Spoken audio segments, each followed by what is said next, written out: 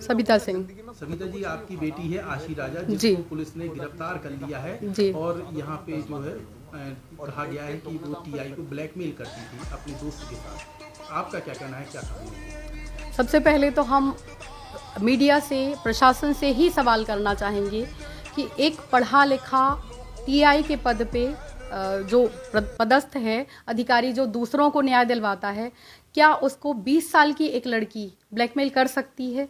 अगर ब्लैकमेल का मामला था तो क्या टीआई जो दूसरों के लिए काम कर रहे हैं, इतने बड़े पद पे हैं, पूरे ज़िले में उनका नाम था, क्या उनके लिए अगर कोई ब्लैकमेल कर रहा था, और उसमें भी एक लड़की, 20 साल की लड़की जिसके पास कोई पावर नहीं है, कोई सत्ता नहीं है, कोई बैकग्राउंड नहीं है, क्या वो लड़की उनको ब्लैकमेल कर सकती है? या इसका उल्टा हो सकता है कि लड़की से ऐसा कोई काम करवाने के लिए उसको प्रेशराइज किया जा रहा हो, या कुछ ज़बरदस्ती की जा रही हो कि तुम ये करो, नहीं तो तुम्हारे ऊपर केस कर दिया जाएगा, तो उसने उसका विरोध किया हो। क्या करती थी बेटी आपकी टीआई के साथ? बेटी टीआई के साथ में टीआई ने हमें ये बताया था कि बेटी उसको कुछ अंडर क्रॉप या कुछ पुलिस के वर्क होते हैं जिनके लिए उनको बिना वर्दी वाले लोगों की आवश्यकता होती है जो शार्प माइंडेड हों, और इस चीज़ के लिए हमारी कई बार बहस हुई है। बेटी हमारी बात नहीं मान रही थी पिछले 6-8 महीने से, और बार बार हम मना करते थे, उस पर हमारा झगड़ा भी हुआ कई बार,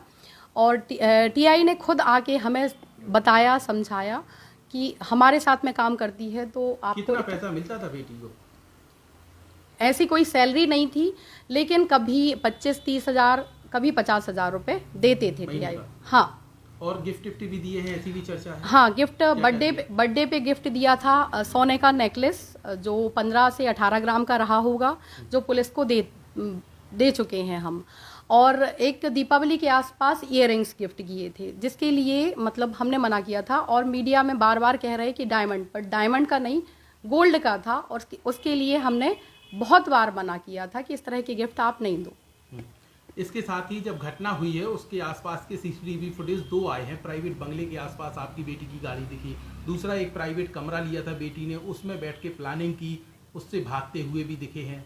क्या थी वो कहानी? बंगले पे जाना, हम ये नहीं कहेंगे कि बंगले पे जाना कोई बड़ी बात है। हाँ, ये है कि घटना के 1 हफ्ते पहले से बेटी यहाँ पे नहीं थी। उसने यही बताया था हमें कि टीआई सर ने किसी काम के लिए उसको नोएडा भेजा था, वो और सोनू साथ में थे, तो हमें ज़्यादा फिक्र करने की आवश्यकता नहीं पड़ी।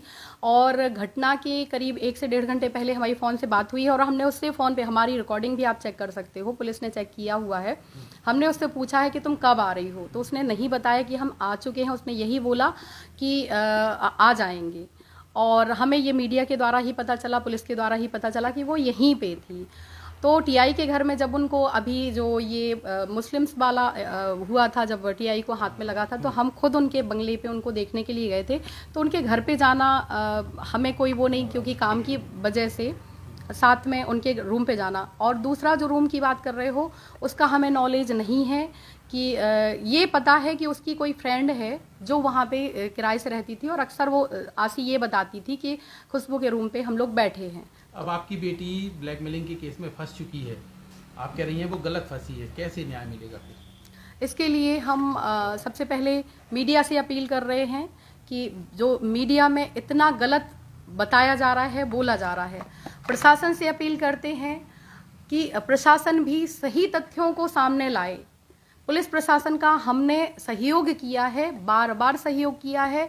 निवेदन कर रहे हैं हम प्रधानमंत्री जी से, मुख्यमंत्री जी से, कि अभी हाल ही में 8 मार्च महिला दिवस मनाया गया, बट हमने और हमारी बेटी ने महिला दिवस भी नहीं मनाया है।